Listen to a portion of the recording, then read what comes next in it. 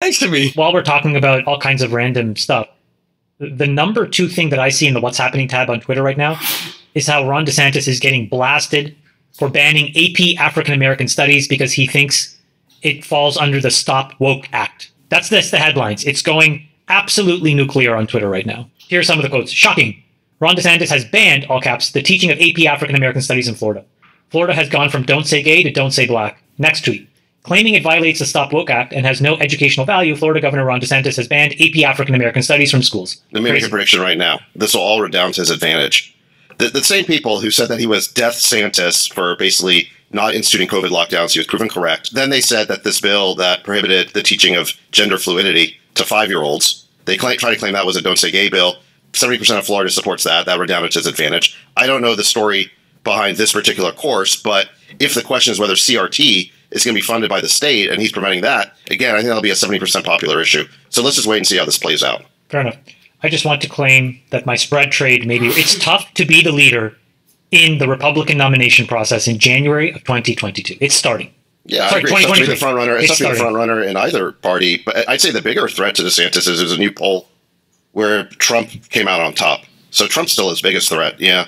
So unfortunately, J. Cal may be right that the Republicans may do something stupid here and nominate a candidate who's, I think, less electable than DeSantis. I actually don't take any joy in it. I think Nikki Haley's going to come out of nowhere and win this thing. Well, it's possible. I really would like to see some non-political, non-career politicians run for office, the Bloomberg, sort of category. It feels like these career politicians are just really, really bad at executing. Scumbags. You know who likes Nikki Haley? Who? Democrats. Why? You guys. Why do we like her? She's polarizing.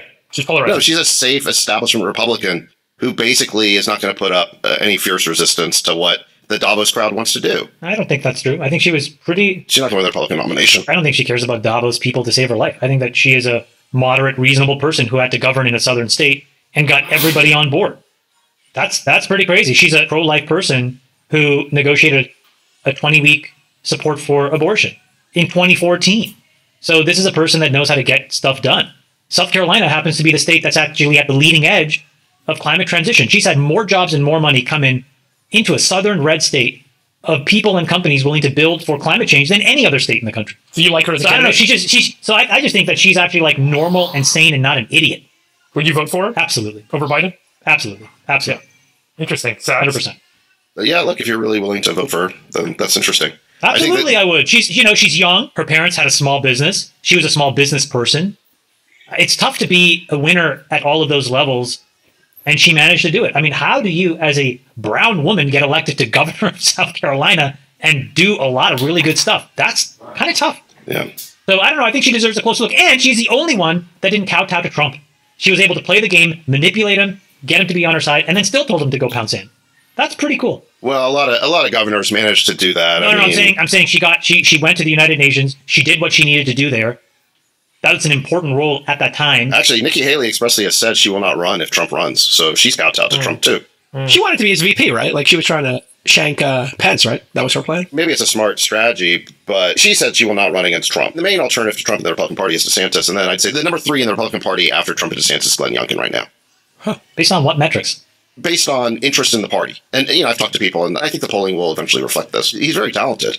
J-Cal. You talk about appealing to independents. He was able to win a blue state. Remember, Virginia went for Biden by 10 points, and Youngkin was able to win that state. If you ever listen to him campaign, he's a very talented campaigner. I think Youngkin is very, very talented. Don't get me wrong. And I think that he would be an extremely credible candidate for president.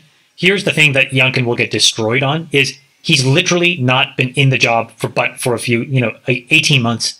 So he hasn't done anything. And I think that if it does boil down, now it may not matter, right? Because look, Obama was a senator for 2 years or whatever, right? So it may not matter, but to the extent that Republicans demand some bona fides, I think that you'll see Trump and DeSantis attack Youngkin more viciously in a presidential primary than they attack Haley on that dimension of you have no experience.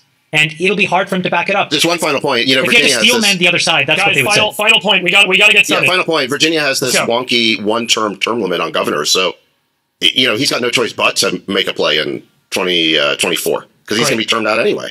Okay, J. Cal, as a lifelong independent who's only ever voted Democrat, which of these Republican 75% candidates Democrat, would you vote 25% for? Republican, to be clear. Sure. So which of these candidates would you He vote voted for for? Republican one time when he was 12. Yeah. No, I voted 3 Do you like times. Nikki Haley? You like Glenn Youngkin? 3 times like I voted Trump? Republican.